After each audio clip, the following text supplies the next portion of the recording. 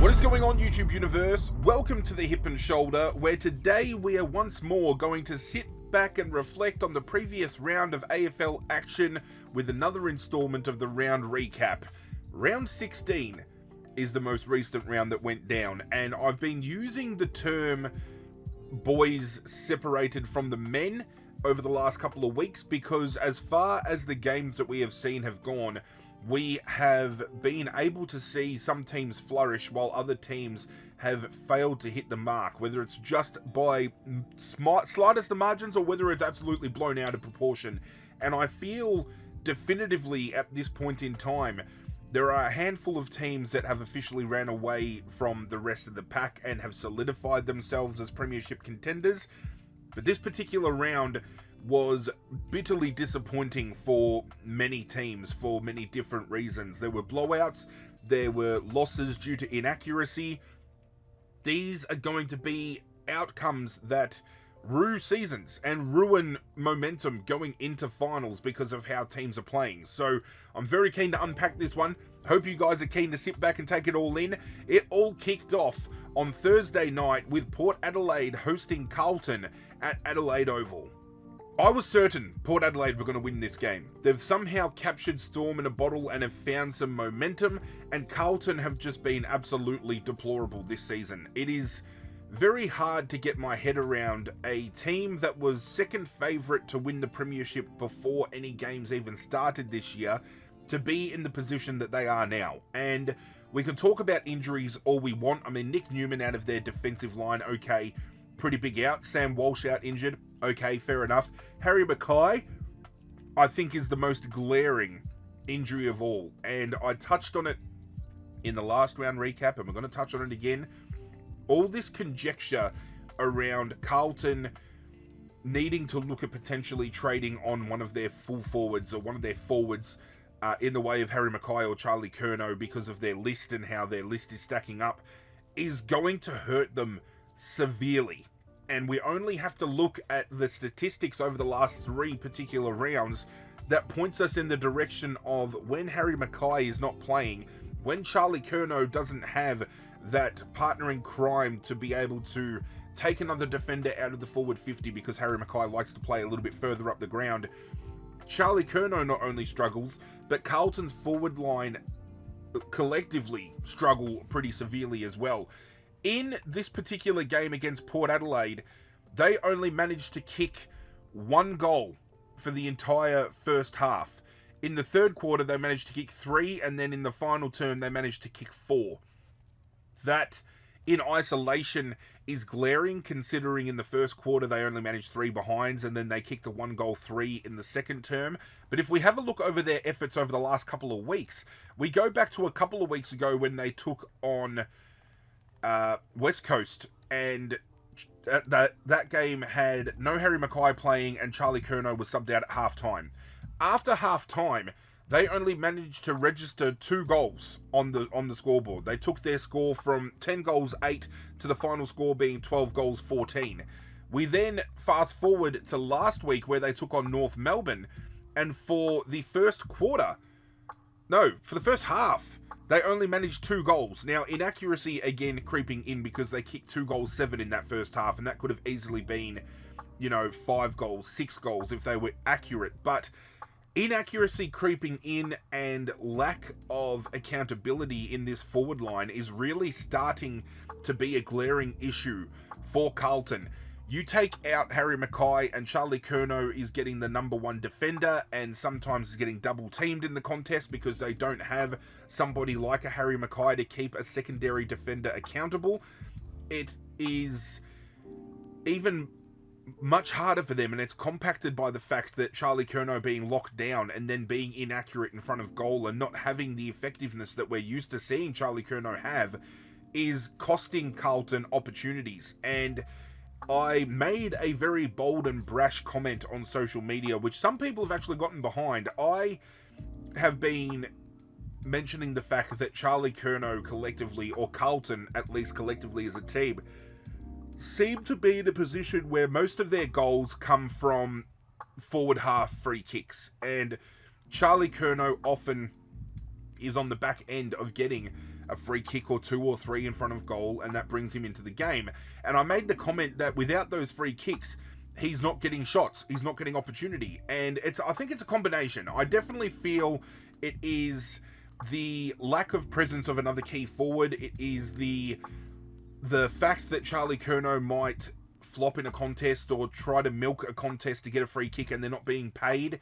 And then it's just the inaccuracy from Carlton. It's piling on. It's just thing after thing after thing after thing, and we're getting ourselves into a position where over the course of 3 weeks, we have 12 quarters of football that have been played, and out of those 12, we have 6 quarters where collectively they have kicked 2 goals, 1 goal, well, no, 2 goals, 2 goals, and then this last game just gone, they kicked the 1 goal. So they've kicked 5 goals collectively in 6 quarters of football against opposition that they should be absolutely drubbing. They should have beaten North Melbourne quite comfortably. They lost that game.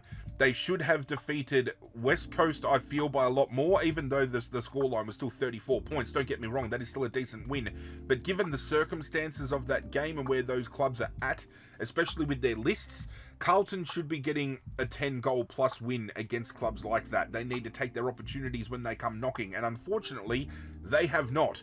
That takes us to the scoreline of this Port Adelaide versus Carlton game, because Port Adelaide, even though I feel they're not going to play finals this year, they are really starting to turn things around, and I feel it could very well be the case of Ken Hinkley taking a step back and allowing Josh Carr to start to get some systems in place. We saw from a supporter's standpoint during this game that in the coach's box, it looked like Ken Hinkley was just taking the back seat. Josh Carr was the one making all the calls, all the decisions, and Ken Hinkley was overlooking everything. That is what I've been saying for weeks and weeks and weeks they should have done at the start of the year. When Ken Hinkley came out and it was announced that he would not coach beyond 2025, it should have been an announcement of Ken's going to be taking a backward seat and he's going to take up a mentor position to allow Josh Carr to seamlessly, transition into the role next year.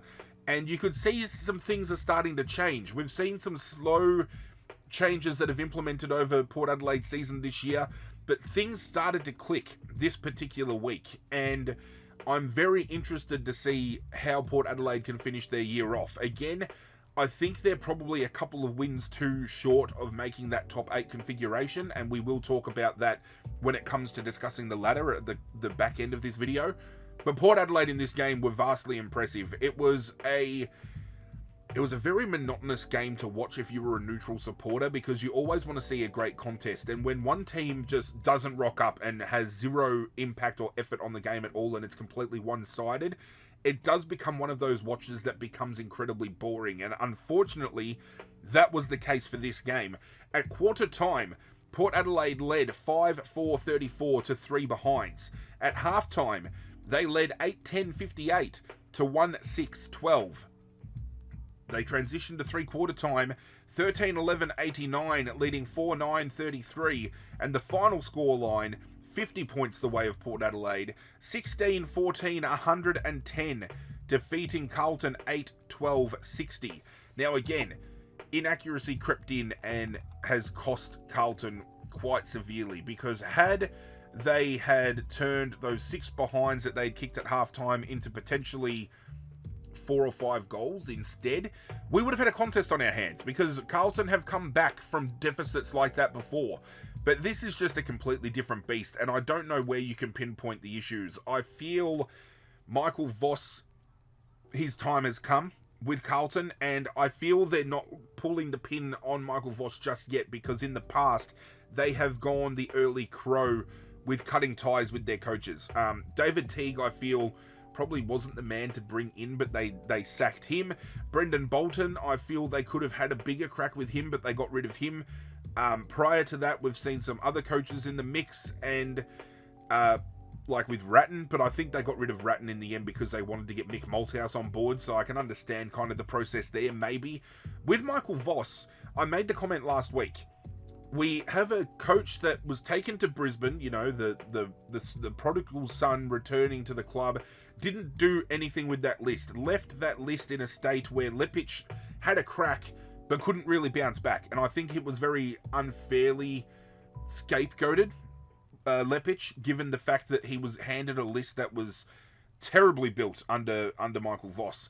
Michael Voss then was within the conversation of becoming the next Collingwood coach, but ended up falling about 4th or 5th in the pecking order behind Craig McRae, who got the job. And obviously at Carlton, since coming over, we have seen improvement, but this year has been a huge drop-off. And I don't know whether, with a new board coming through, they're going to be keeping Michael Voss around long-term. It's a hard watch. It's a very hard watch. We turn our attention to the culprits that failed to get the job done for Carlton. We have Charlie Curnow, who kicked 3 behinds for the game. Lockie Fogarty kicked 2 behinds for the game. Orazio Fantasia kicked 2 behinds. Both of those blemishes could have very well been goals. Motlop kicked 1 behind. Mitch McGovern had a lot of impact last week. This week, only kicking the 1 behind. Tom de Koning kicking the 1 behind. Blake Acres kicked 1 behind.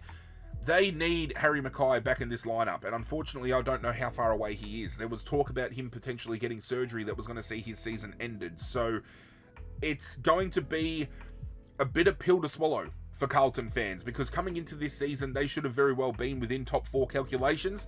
My personal predictions for the season had them taking on Geelong in the grand final, with Carlton winning. So, you know, I was even convinced that Carlton were going to have a very great year this year, especially given the fixturing they've had. If you look at the teams that they have played, they should be in a very much better off position than what they are currently right now. To think they are a handful of wins away from the top 8, and the top 8 would have to absolutely fall over, and Carlton would have to pull a Stephen Bradbury to make the top 8 from this point in time moving forward. It's just left me gobsmacked as to how and why this has happened. We turn our attention to the team stats for the game. Port Adelaide dominated disposal by almost 50. They cleared them in kicks. They beat them in handballs. Inside 50s, they had 12 more. The free kick count for this game was insane, 21-28. I don't like when almost 50 free kicks are paid in a game. I think that's a little bit too overzealous. And I feel in this game as well, especially in the final quarter, Carlton were getting a lot of the easy ball from the umpire. They were very trigger happy whenever Carlton got near the ball, and they were happy to pay something their way. Port Adelaide dominated the hitouts.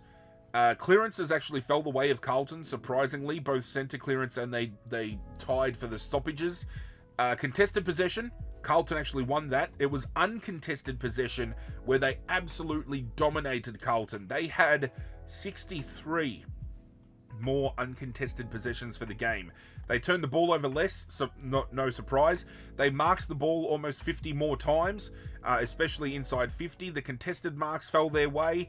Defensively, Carlton laid a lot more tackles, but obviously if you don't have the ball, that's all you're going to be doing. It was it was stark contrast. This is a team in Carlton that we're used to seeing dominate the inside game. Inside 50, they're always a threat. The defensive lineup always stands tall. Everything this year has absolutely fallen apart, and I don't know where we can point the finger. I don't know if it's as easy as, they just need to sack Michael Voss. People obviously coming out and vandalising Carlton's home deck after this game, saying that the board needs to be replaced. They need to get rid of Michael Voss. Fans are losing the plot. It is getting to be dire states down at Carlton, I can tell you that. But we turn our attention to the individual performances now, as we always do, with my votes for the 2025 Hip and Shoulder MVP Award. If this is the first video you are catching here on this channel, it is essentially the exact same way the Brownlow votes work. I hand out 3-2-1 voting system. Best on ground gets 3. Third best on ground gets the 1, and these are all purely based upon my own judgments and opinions, so they might not align with yours, which opens up discussion for us in the comment section down below. Let me know if you agree, if you disagree. But with a big win like this, it had to fall the way of Port Adelaide for the 3-2-1, and that is exactly what I have done. 2 of the names aren't going to surprise anybody, because when Port Adelaide perform incredibly well, these 2 names are always synonymous with that. But the 1 vote I gave to Zach Butters. Could have had more, but I feel inaccuracy with the ball in hand probably cost him a little bit here. He had 30 disposals, 11 kicks and 19 handballs, 4 marks, 1 tackle, 6 clearances, 580 metres gained, and the 12 score involvements. The 2 vote I gave to Connor Rozee, and I've touched on it on previous weeks. His move to halfback has been absolutely sensational. He has reinvented his game, and I feel he has found his permanent spot. He was made to be this type of player. He had 30 disposals, 25 kicks and 5 handballs, 11 marks, 1 tackle, 2 clearances, 519 metres gained, and 8 score involvements. And the best on ground, I gave it to Miles Bergman. This is a man who has been touted as being looked at by St Kilda, and now other Victorian teams are keen on him as well. Will he re-sign to stay at Port Adelaide? There is now rumour and speculation that he's going to sign a 2-year extension on his current deal, but he was great in this game. He had 25 disposals, 16 kicks and the 9 handballs, 8 marks, 5 tackles, 5 clearances, 463 metres gained, 2 goals, and had the 6 score involvements. This was an outing where he showed what he was worth. He backed up the fact that he's being targeted by these clubs for performances like this. There were other performances that stood out to me. I thought Asava Radikalia in defence was great. I thought Horn Francis was serviceable. Mitch Georgiades kicked 5 and still didn't find a way to get a vote this week. Injury front out of this game, Adam Sard out with concussion. He'll probably miss the next game because now we're out of the bye structure, so all teams come back into play next week. That is fucking great. I hate the byes. But he was subbed out with concussion, and Horn Francis was subbed out late in the game, and they tried to palm it off as potentially a tactical sub, but after the game they were speaking to his mother down in the rooms, and she made a comment saying that he was playing incredibly well before he went and hurt his shoulder. Now, I don't know whether that was a slip. I don't know what the case is, but if he's now harbouring a shoulder injury on top of the other injuries he's copped over recent weeks, will he be fit and firing for their next outing? I don't know. One to keep an eye on. But Port Adelaide getting an emphatic win, and at the very least, a little bit of a pulse, a little bit of hope that if they can keep things turning their way, could they push into the top 8 configuration by the end of the year? I think if they did, given how they started the season, that would be absolutely huge. But Carlton at this point in time, I'm getting a red marker and I'm putting a line right through them. Friday night, we move over to the SCG, Sydney hosting the Western Bulldogs. And this was a game that I said had a lot of ramifications, really holding itself firmly in place. Sydney had started to find some momentum in recent weeks, and even though they're in a similar position to that of Port Adelaide, where I feel they probably missed the top 8, but they're still in a position where if they have a decent run home, they could push a team out of it. And the Bulldogs starting to really find some ascendancy and now pushing their way into the premiership conversation. A lot of people still feel they weren't beating teams above them or teams that could contend for the premiership, so can we take them seriously? And even though Sydney are below them on the ladder, they were in the grand final last year. So I took this game as a kind of indicator that if the Bulldogs were able to go to Sydney and beat Sydney, then we could start kind of having those conversations about the Bulldogs being within a premiership window. And they ended up doing so by 9 points. This was a game that I thought Bulldogs were going to blow out at one point because the halftime margin indicated that the momentum had shifted all the way of the Bulldogs. And even though Sydney had managed to stem it back a little bit, Bulldogs had been more dominant in the contest up until that point in time. And then we saw a genuine arm wrestle in that second term with Bulldogs getting a lead and then Sydney stemming it back and then Sydney hitting the front for a little bit and then the Bulldogs brought it back. This was a great contest. It was a contest, however, where Sydney will probably rue the fact that they were inaccurate in front of goal yet again. And we have seen that by many teams over the course of the 2025 season, especially teams that are going to be contending within that premiership bracket, within that top 8. Teams are going to miss because inaccuracy has crept into their game. It is quite simple. Brisbane dropped 2 games and are now 2.5 games behind first place because they failed to register winning scores because they were inaccurate in front of goal. Sydney, in recent weeks, have had games where they have absolutely blemished shots in front of goal. They were lucky to probably fall over the line 2 weeks ago, and this particular week, They cost themselves because, again, they shot themselves in the foot because of inaccuracy. This will all be explained in the scoreline. As I said, it was a genuine arm wrestle, even though I felt the Bulldogs had captured momentum for majority of the game on their own accord. At quarter time, it was the Bulldogs leading 4-2-26 to 3-5-23. Half time, the lead pushed out to 8-5-53, playing 6-8-44. Three-quarter time saw a couple of changes up and down, but it was the 9-point lead the way of the Bulldogs, 14-6-90 to 12-9-81, and the final score line was 16-9-105, defeating Sydney 14-12-96. This was a game where I feel even if the Bulldogs were a little bit more accurate, Sydney's inaccuracy still cost them. I mean, 12 behinds in a game of football when you lose by 9 points is insane. Collectively looking at the team stats, it was as I said, it was a genuine arm wrestle. Disposals, Sydney had 20 odd more. Inside 50s, they had 4 more than the Bulldogs did.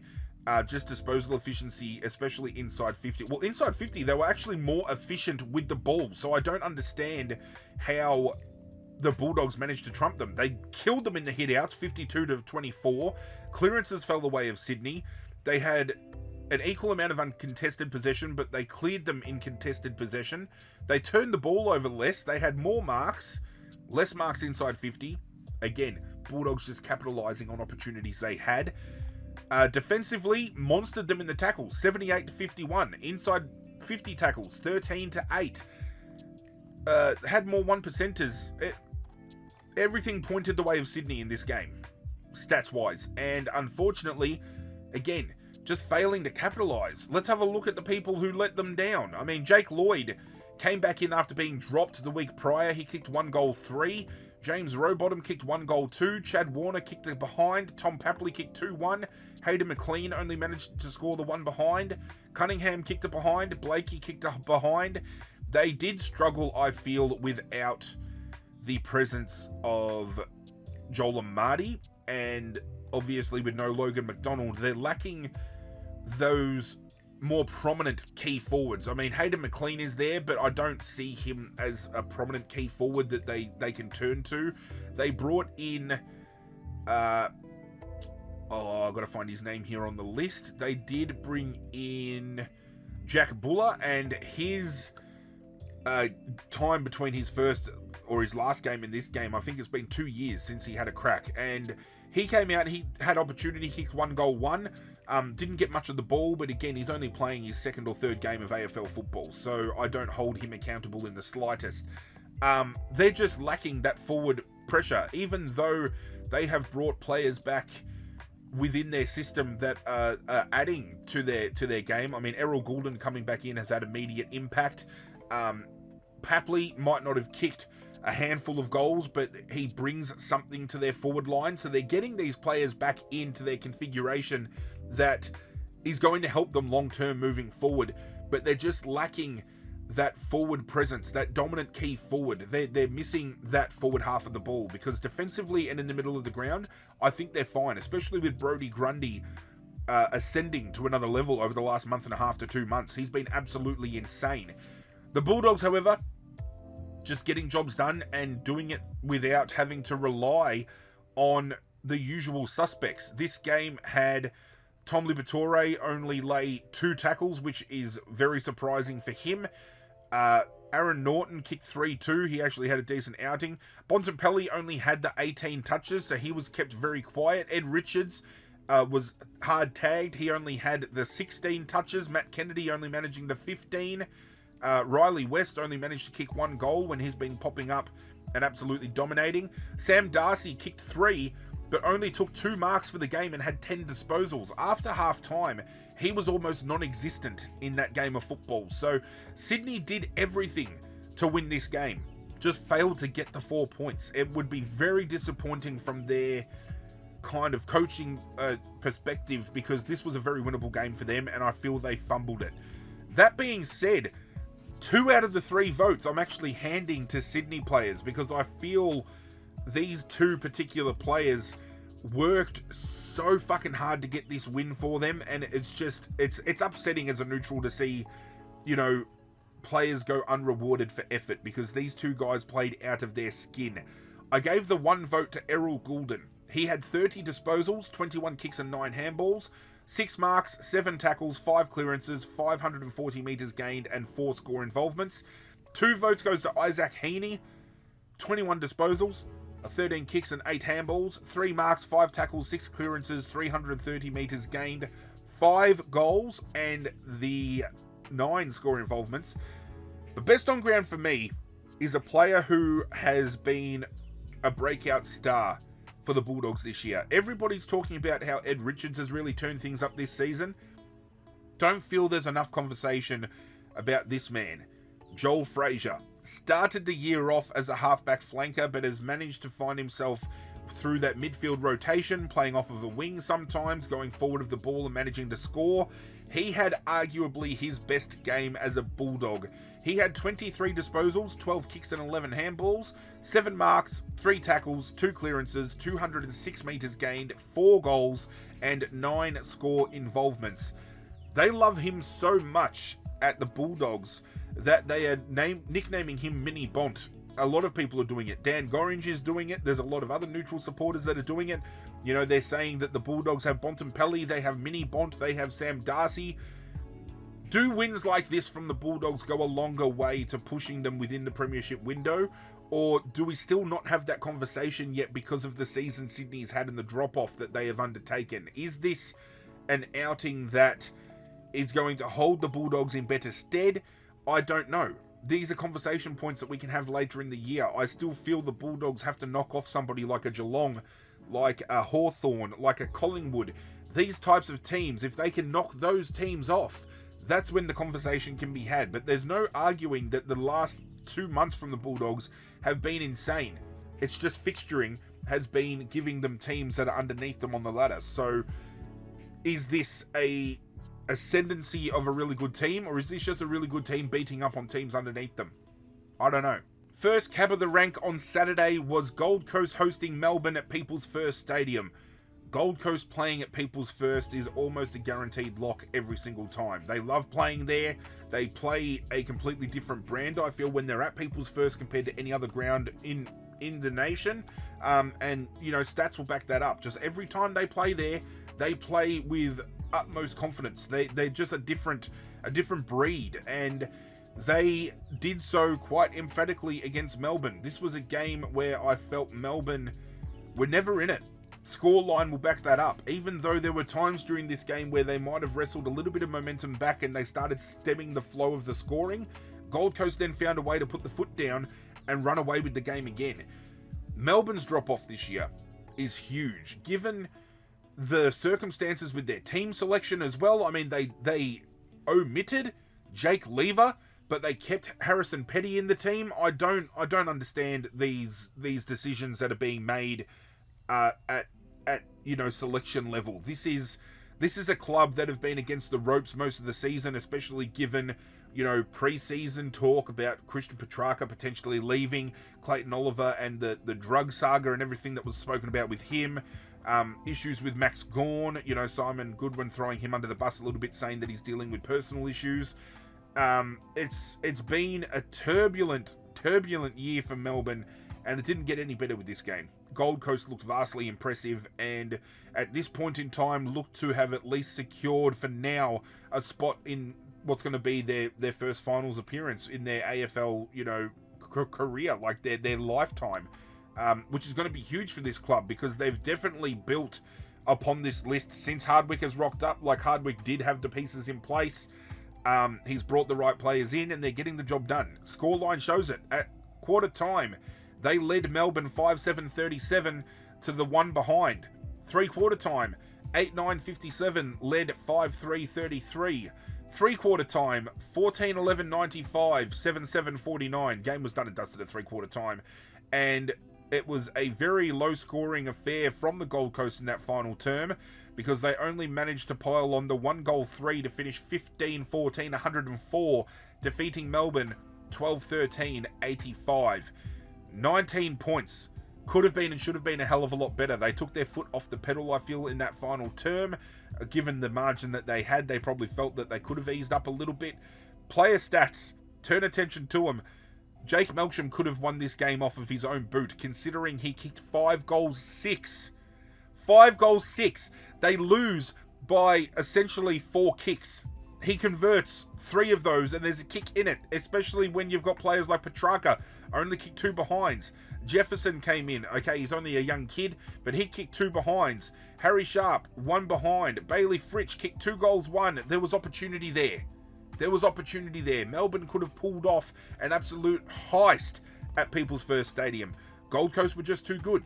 Team stats, let's have a look at them. To no surprise, there are stats that they absolutely dominated, but disposal went the way of Melbourne. They had more disposal. They handballed it more. They had less inside 50s. Gold Coast had 7 more inside 50s for the game. They were more efficient with it. Inside 50, though, Melbourne were more efficient with the ball. So it still kind of begs to question, if Melbourne have more of the ball, their inside 50 usage is more effective, why are these blemishes happening? Why are they peppering shots on goal? I don't understand. They just lost the hitouts, they just lost the clearance battle. It was the uncontested game where they were clear winners. But everywhere else around the ground, like Gold Coast laid 26 more tackles collectively around the ground. They're averaging 75 tackles a game, and they laid 108. That is huge. Melbourne were off of their season average by a margin as well. This game could have fallen and should have fallen again Melbourne's way. Similar to Sydney versus the Bulldogs. This game was set up for Sydney to win. They failed to get the job done. Inaccuracy crept in. Melbourne could have and should have won this game, because even the team stats with ball in hand, tackles laid, everything pointed the way of Melbourne. That being said, Gold Coast were very wasteful in front of goal as well. I mean, Ben King kicks 2 behinds. Ethan Reid kicks 2 behinds. Bailey Humphrey kicks 2 behinds. Jed Walter kicks a behind. Ben Long kicks a behind. These, Fiorini only kicks a behind. These are some set shot misses that could have been added to what could have been a blowout win. But unfortunately, again, inaccuracy creeping in and could have very well cost Gold Coast a game here if Melbourne had kicked straight. I don't know. We are seeing a faster brand of football with like the standing rule and everything else, but effectiveness in front of goal and just teams being so blatantly and somewhat ignorantly inaccurate is going, again, as I said, going to cost teams, spots in the top 8. It's going to really set teams apart. The teams that take their opportunities and capitalise are the teams that are now setting themselves ahead of the rest of the pack. Geelong, Adelaide, Collingwood, these types of teams have found ascendancy because they've managed to turn their games around when it comes to effectiveness in front of goal. I know it's as simple as saying, if you kick more goals, you're going to win. I know how it sounds, but I mean, this isn't the first game that we have seen this year where inaccuracy in front of goal has cost the team a win. And when you look at team stats and you back up that certain teams are dominating clearance, they're dominating hitouts, they've got more ball in hand, they're laying more tackles, but they fundamentally break down because the other team is more accurate. That's what it comes down to at the end of the day, unfortunately. This game was a little bit more streamlined in the way of being able to pick who the best performers were. Although they did lose, it was hard for me to go past Jake Melksham kicking the 5 goals 6. I mean, having 11 shots on goal, not many forwards can claim that spot, I suppose. And it was him off of his own boot that really kept Melbourne in this contest for majority of it. 18 disposals, 16 kicks, 2 handballs, 8 marks, 3 tackles, 468 metres gained, 5 goals, and 12 score involvements. But I don't know whether we can hang 12 score involvements on the rack as a good achievement, considering 11 of those 12 were off of his own boot. So, he's not bringing other players into the game. I feel he is still very, very ignorant when it comes to getting the ball inside 50. Him and Bailey Fritsch, I feel, both suffer from the same disease when it comes to getting the ball inside 50. They always feel like they have to have a crack themselves. Feel free to disagree. The 2 vote I gave to John Noble. He is having a career best season this year off of halfback. He has been sensational. 29 disposals, 18 kicks and 11 handballs, 6 marks, 4 tackles, 3 clearances, 624 metres gained, and 9 score involvements. And best on ground, he must have had a good chunk of grass before the game started, because Matt Rowell was on a whole other level in this game. He had 24 disposals, 12 kicks and 12 handballs, 2 marks, 11 tackles, 12 clearances, 270 metres gained, and 9 score involvements. If he's not going to another level, it's Noah Anderson. If Noah Anderson isn't going to another level, it's Tuke Miller. The engine room at the Gold Coast is absolutely incredible, and it is adding to that through Daniel Rioli off of halfback, John Noble off of halfback, shifting some players around and moving some magnets. You know, Ben Long out of the forward line this year started the year off in All-Australian form. Ben King was leading the Coleman for a very long time. The drop-off has been quite severe from him, but he's still kicking goals. Gold Coast are primed to play finals this season. Whether or not they do damage in finals is yet to be determined, but the fact that we're having a conversation about them almost locking up a spot is huge. Speaking of huge, that's what the margin was in the Hawthorn versus North Melbourne game that went down at the University of Tasmania Stadium. I was convinced when it came to tipping this game that North Melbourne would give this a red-hot crack, especially Hawthorn coming off of the bye and North Melbourne picking up a win against Carlton. And this game was a blowout. This was a one-sided contest. This is a contest that I don't know whether North Melbourne should be, you know, ringing alarm bells in certain aspects. You know, they're trying to suggest that the scoreline was a little bit blown out of proportion given how some players had played, and I can kind of get behind that. But this, I feel, and this can be said about a handful of teams this year, the gap between a team's best and a team's worst, you know, is a real good indicator of where a team's list is currently at. And North Melbourne, I feel, is a team that you could throw a blanket over maybe 3 or 4 clubs this year, that their best has been great, that their worst has been absolutely appalling. And unfortunately, we were dished up their worst in this game. It was a game where at quarter time, I felt there was still maybe room for improvement and for a North Melbourne comeback, given how we have seen them do so over the course of the year. But then Hawthorn just started kicking goal after goal after goal, and it was almost coming to a point where I feel some North Melbourne fans were getting the white flags ready and they were ready to surrender. Quarter time, they led 5-5-35 to North Melbourne's 2-3-15. Again, 20 points. You can easily turn that around. Unfortunately, when Hawthorn then move it to 13-8-86, leading 5-5-35, you know, 51 points at half time. You're not coming back from that unless you were really good, and you've got to stop the flow of Hawthorn scoring, which did not happen. Well, it did happen to a certain degree, because they only managed to kick the 4 goals for the next quarter, but they still led 17-11, 113 to 6-7, 43. And the final scoreline, 23-12, 150, defeating North Melbourne, 9-11, 65, 85 points the way of Hawthorn. This isn't even a conversation point where you can say, oh, North Melbourne kicked 11 behind, so they kicked themselves out of the game. They were bullied around the contest in every aspect. North Melbourne dominated disposal. They had 23 more inside 50s. They were only inside 50 efficiency were only 2.1% more than North Melbourne, which is quite surprising. But overall, when you're just short of 80% disposal efficiency, dominate the hit-outs, clear them in the clearances, uncontested possession, you absolutely dominate. You dominate the contested possession, you turn the ball over less, you take almost 20 more marks for the game, you lay more tackles. It's just, in general play, you're just cleaner with ball in hand. This was a masterclass from Hawthorn. But again, is this a win where we can justifiably say Hawthorn are now back within that premiership window that everyone said they were in? Or is it because they're playing a team like North Melbourne, who still will be a bottom 4 team this year? Is this a little bit of a beat-up story? Is this Hawthorn being flat-track bullies? You know, this is conversation points we can have with a handful of teams in the top 8, because they absolutely obliterate teams below them.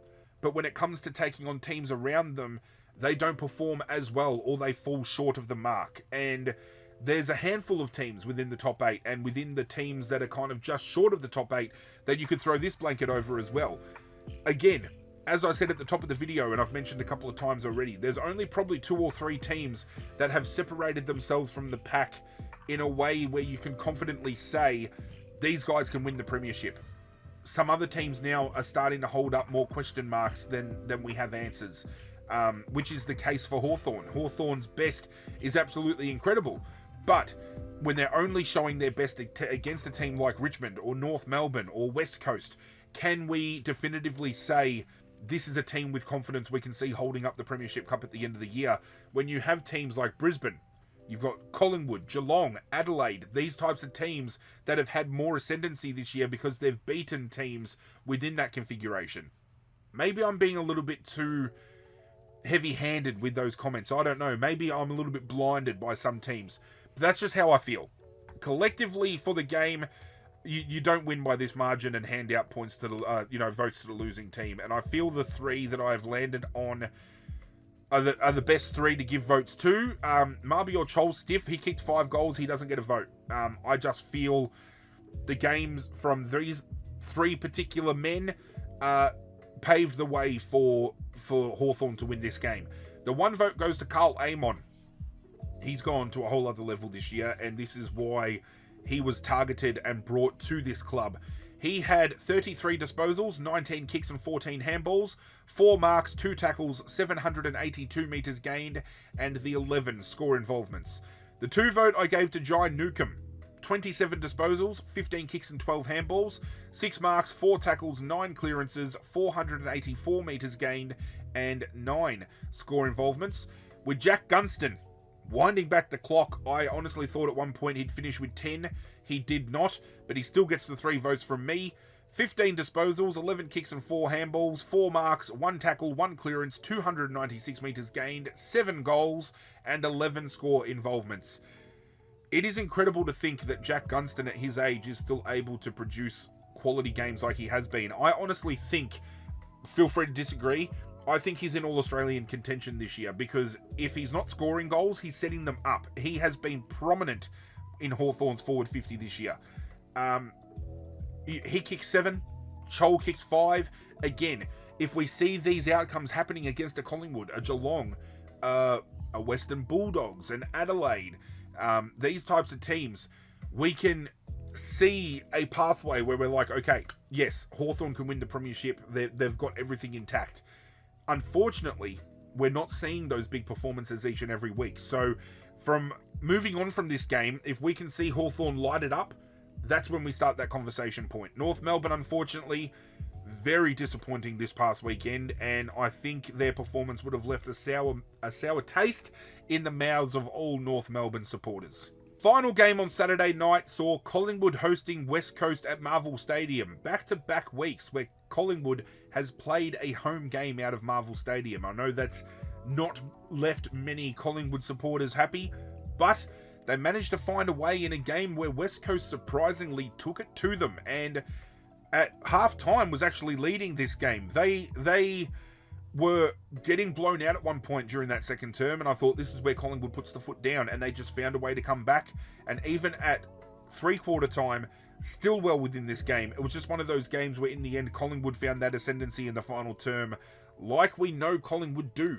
Collingwood can keep things tight, but then they're one of those teams that just, once they get a little bit of momentum, they ride that wave. It is hard to stop Collingwood's momentum. As far as teams that can build it and ride it home, Collingwood do it the best in the competition by any team, by huge margins. At quarter time, they trailed West Coast 139 to 2618. At halftime, they led. At quarter time, it was West Coast in front, 2618 to 139, and then at halftime, it was still West Coast 6743, leading Collingwood's 5535. At three-quarter time, however, Collingwood managing to get the lead back 10-6-66, leading 8-8-56, and the final score line 13-10-88, defeating West Coast 8-11-59. In isolation, 29 points is still a solid win, and Craig McRae probably said it best. You don't play games of football to win style points. You don't look for flashy wins. They got the 4 points. They got the job done. At the end of the day, that now puts them 2.5 games clear on top of the ladder, and they probably finish on top of the ladder outright from this point on. Their best is still the best in the comp. They proved that they can have a slow start, and they're still going to finish off strong. You can't keep them down. Breaking down the team stats, it was a bit of an arm wrestle back and forth. West Coast actually had more disposal, but they were worse off with it, especially with disposal inside 50. Collingwood cleared them by almost 9%. Hitouts was actually even though Collingwood dominated the clearance. Uncontested possession, West Coast absolutely cleared them. It was the contested ball that Collingwood defeated them in. They took more marks, but only marginally. Defensively, they laid more tackles, but only 11 more. So still, both teams laying more tackles than their average for the 2025 season. So it was a great contest in that retrospect. And again, you can't really argue inaccuracy here costing the win, because I feel you could argue that for both teams. You could argue the fact that, okay, there were players like Jack Williams that kicked 3 behinds. Liam Ryan only kicks 1 goal, 1. Tim Kelly kicks 1 behind. Matt Flynn has a shocker and misses 1. But then on the other side, Nick Dacos kicked 3 behinds. Edward Allen only kicked 2 behinds. Still Sidebottom kicked a behind. Daniel McStay only kicked a behind. Ned Long only kicked a behind. So this could have very well been a blowout for Collingwood.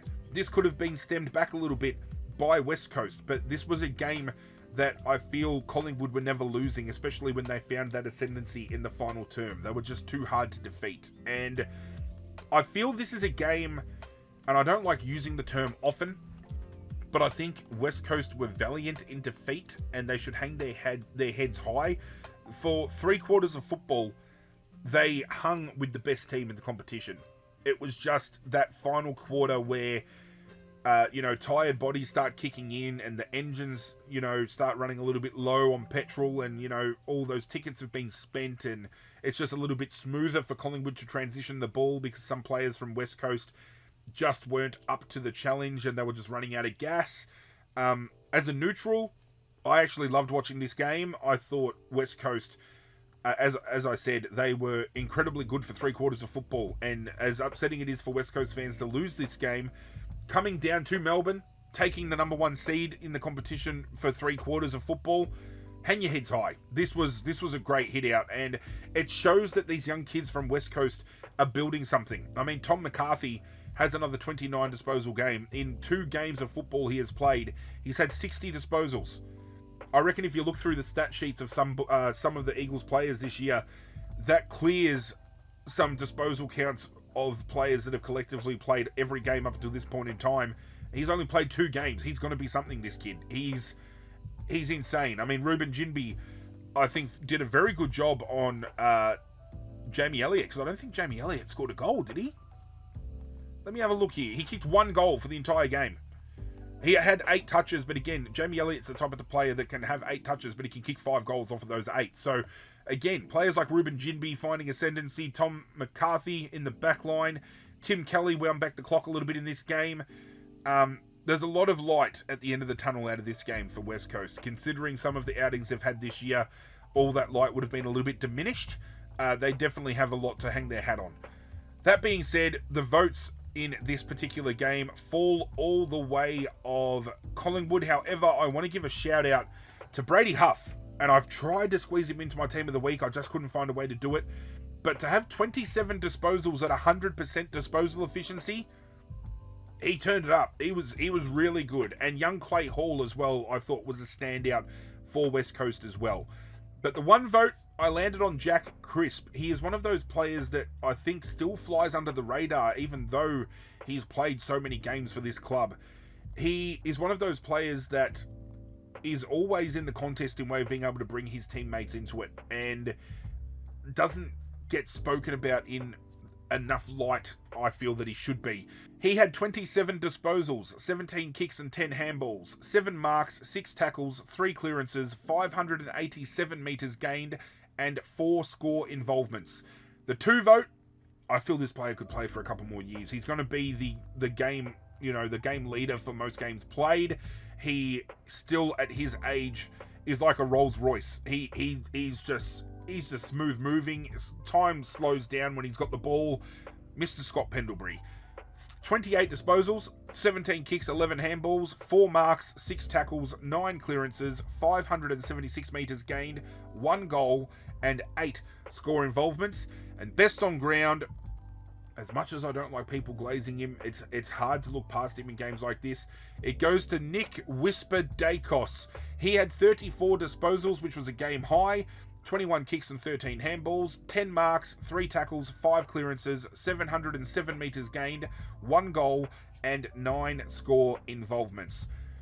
They are just the epitome, Collingwood, of not being able to keep a good guy down. Like, they could try to tag Nick Dacos as much as they want. They can try to shut down a player like Jamie Elliott so he doesn't have ascendancy in that forward half. Other players start to get off the chain. Those tags can be broken, and Collingwood proving yet again, even though they were pushed for 3 quarters, when they put pedal to the metal and that momentum wave starts to roll through, ain't nobody beating them.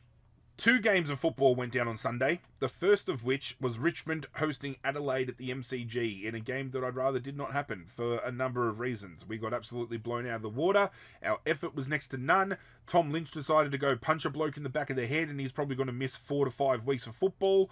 This was a blemish on Richmond's behalf that I wish I could just get an eraser and just pretend it didn't happen. Just scrap this week completely. However, Adelaide putting their foot down just like they needed to, and these are the types of wins clubs like Adelaide need to have. Not just to cement their legitimacy when it comes to pushing for a premiership, but percentage boosting. It's what it's all about. When it comes to talking about the ladder in a few moments, you will see that there are teams purely separated by percentage, and at the end of the day, that percentage is going to make or break the setup for finals for certain teams.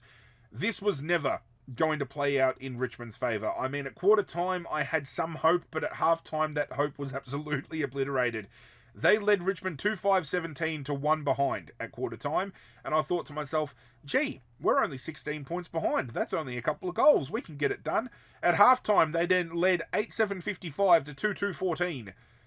That's when I started getting worried. By that point in time, Tom Lynch was already on report for striking. I have opinions about that. I'm going to share it. I wasn't going to, but I'm going to share it. Okay, so he's been referred straight to the tribunal because obviously it's going to warrant at least a minimum of 4 weeks, and that's how the tribunal works. It has been graded as severe impact, and that is the issue I have the problem with. Now, if they're grading it under the potential to cause injury, I can maybe cop the severity of the severe indicator that they're going for here. But I feel the fact that Butts got straight back up, took his kick, remonstrated with Lynch after the kick, played out the rest of the game, didn't get checked out by a club doctor, so didn't have to undergo HIA or anything like that. I feel you can then grade that as medium impact. That might be me having Richmond blinders on. Some people are telling me it is, but I just feel that the severity could be argued down. Maybe Richmond try to do so. Still incredibly stupid, still a dog act, still something that Lynch needs to get out of his game because it's not the first time he's done something like this, and it is a terrible fucking look. Especially when Richmond already has eyes on them for an assault that happened off the field, and then Tom Lynch goes and fucking compacts that by doing one on the field. So, incredibly fucking poor from him. Deserves to go for as much as he gets. I just feel the severity could be and should be argued down. Just my opinion. After half-time, Adelaide led 12-13, 85 to 5-2-32 after the third term, and the final score was 18-14, 122, defeating Richmond 8-6-54. Is there shining light? Richmond still find a way to kick 8 goals. I mean, they're still very inaccurate in front of goal. This could have been a game where they kicked 10, and to think Richmond can still find ways to score close enough to 10 goals in a game of football with this list, I feel you can hang your hat on that a little bit. Some players in this game I thought played incredibly well. I mean, the highest rated player on the field was Dion Prestia.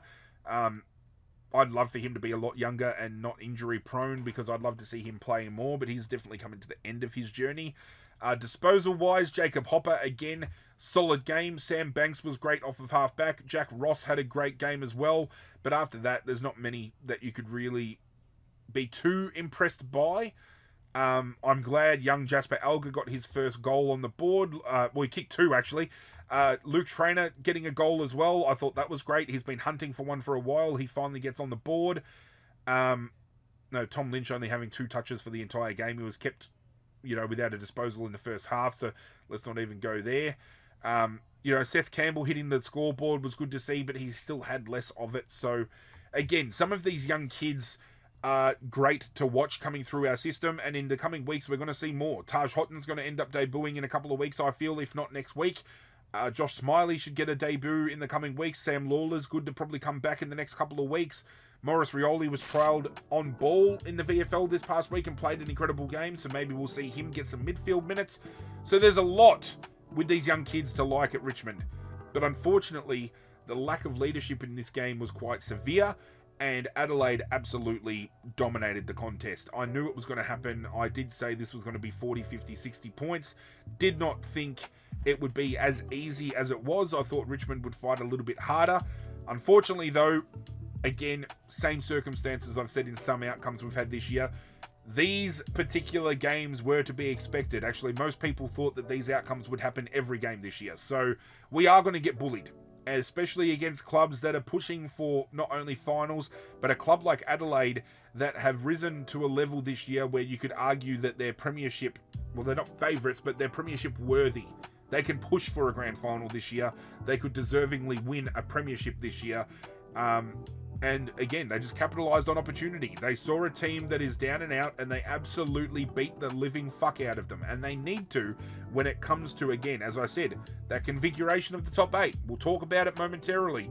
No surprise in a game like this, Adelaide absolutely dominated all stats. They had 90 more disposals around the ground. They had 19 more inside 50s. Disposal efficiency, they beat us in. They cleared us in efficiency inside 50. Dominated the hitouts. We actually had more clearances, quite surprisingly. But uncontested possession, they won. Contested possession, they won. They had way less turnovers. They dominated us by almost 60 in marks around the ground. They laid only a few more tackles than we did. Both teams falling well short of their team average, which was quite surprising. But everything else was just the way of Adelaide. And with a margin like this, no surprising. No surprising as well when it comes to the votes. It is all the way of Adelaide. And I feel these three were best on. You could probably argue their configuration in the 3-2-1. But this is where I've landed. Jordan Dawson for 1. He had 26 disposals, 15 kicks and 11 handballs, 5 marks, 6 tackles, 7 clearances, 527 metres gained and 12 score involvements. The 2 vote I gave to Riley Thilthorpe. He had 16 disposals, 12 kicks and 4 handballs, 6 marks, 1 tackle, 6 hitouts, 2 clearances, 276 metres gained, 5 goals and 12 score involvements. And best on ground, and I feel this was a real coming-of-age game for this kid, considering he was finding it so hard to break into this team. I gave it to Daniel Curtin. He had 26 disposals, 15 kicks, 11 handballs, 8 marks, 5 tackles, 3 clearances, 495 metres gained, 2 goals, and 11 score involvements.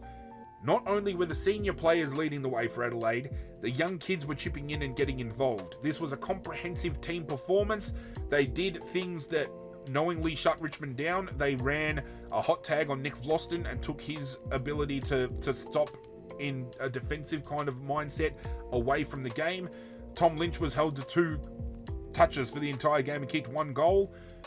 It was an absolute masterclass by Adelaide, and they have just gone a long way to showing that their best is scarily good.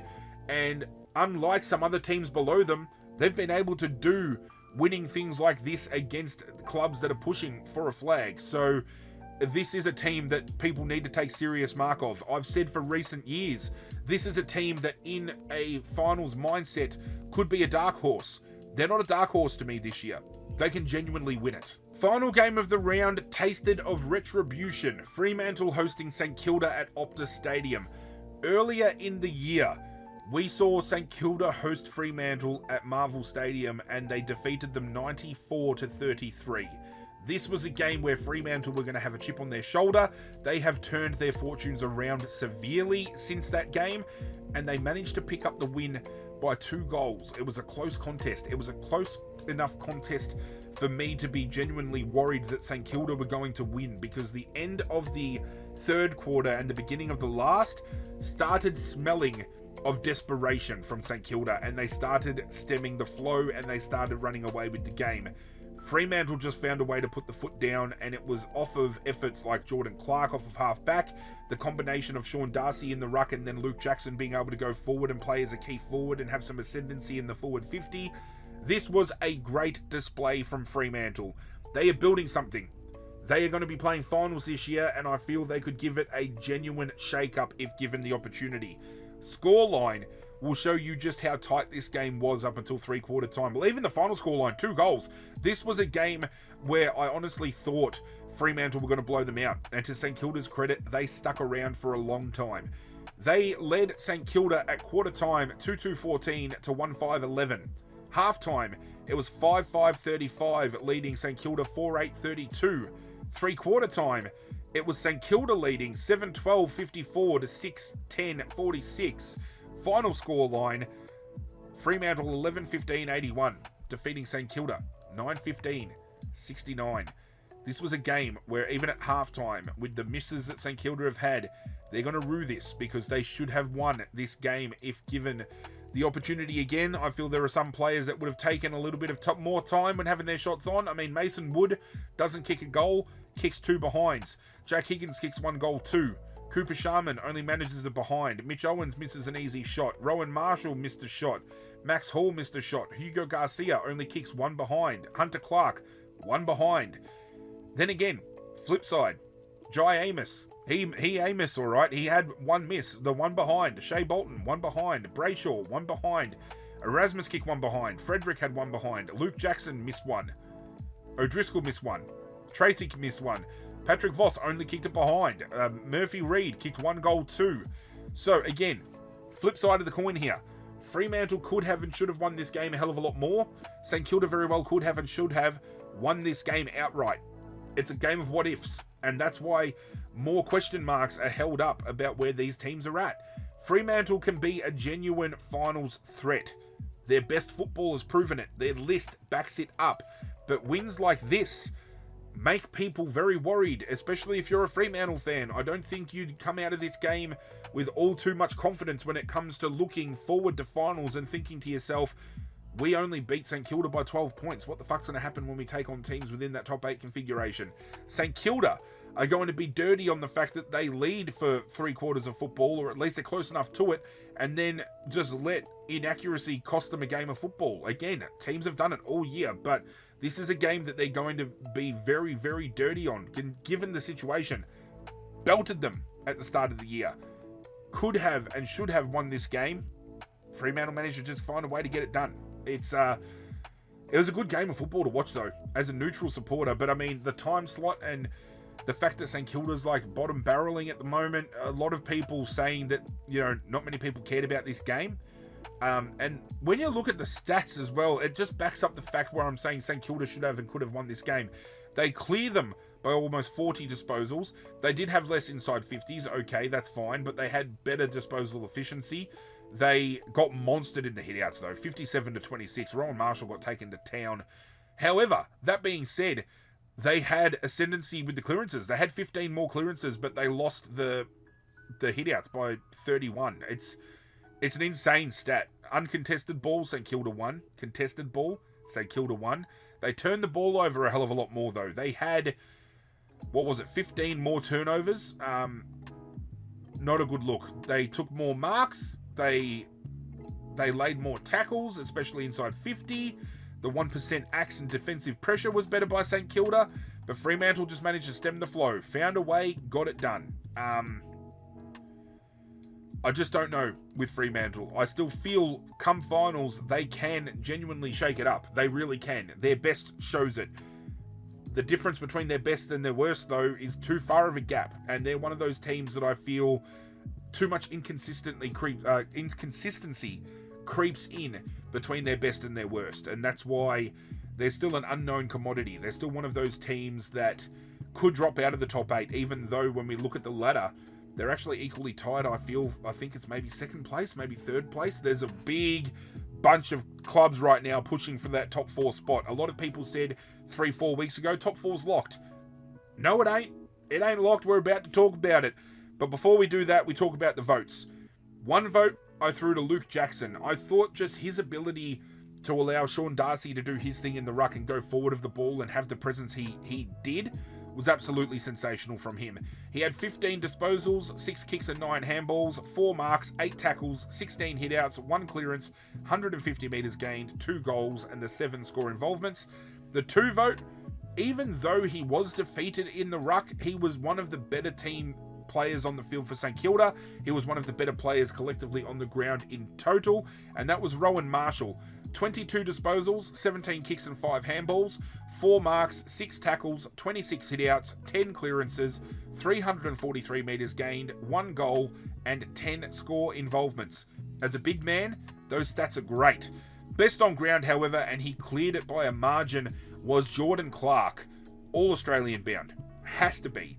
31 disposals, 19 kicks and 12 handballs, 10 marks, 2 tackles, 2 clearances, 517 metres gained, 1 goal, and 6 score involvements.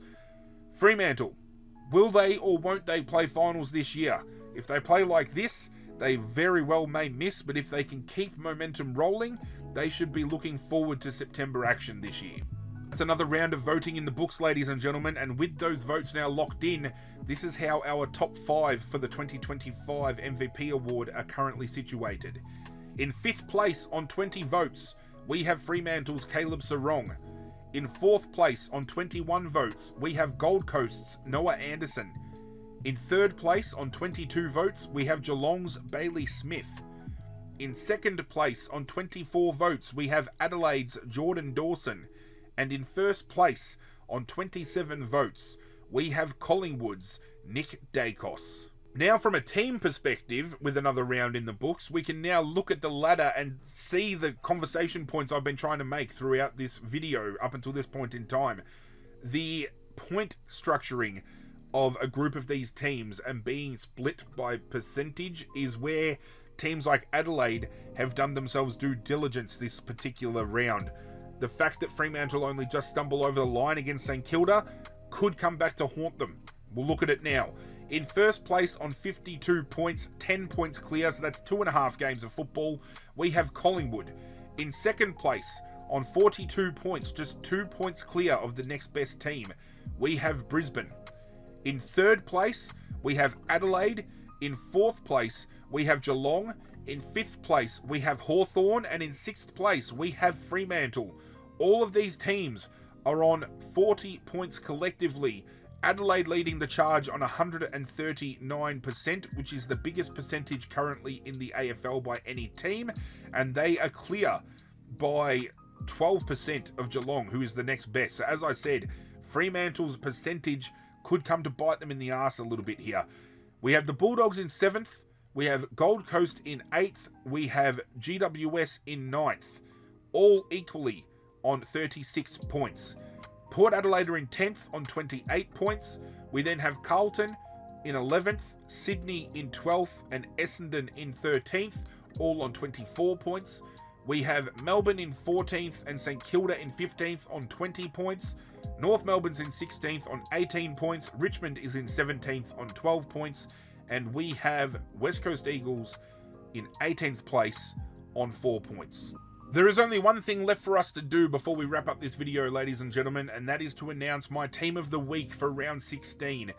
This was a little bit more line ball. I feel that I got everybody that I wanted into this team. I don't think there's anybody that misses, and if they do, it is only by the slimmest of margins. This was probably one of the easier rounds to definitively select this team. So here's how my team looks for round 16.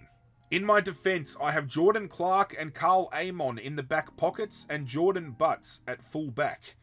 Across halfback, we have Connor Rozee and John Noble on the halfback flanks and Jeremy Howe at centre halfback.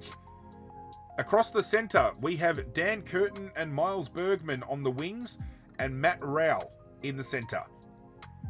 In my forward line, I have Joel Frazier and Isaac Heaney on the half-forward flanks and Jack Gunston at centre-half forward. In the forward pockets, I have Marbior Chol and Jake Melksham, with Riley Thilthorpe at full forward.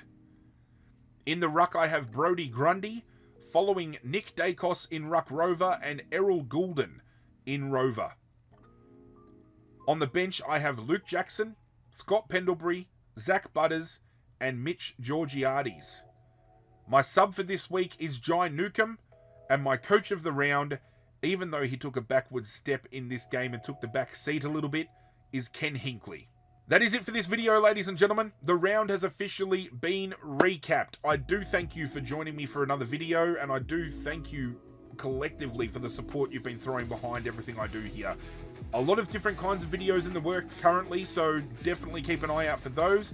I would appreciate it if you continue to hit that like button down below to continue supporting what I do. And if you want to support myself a little bit more and join the community we are building here together, hit that subscribe button as well. But that's it from me, guys. I'm out of here, and as always, I will catch you guys next time.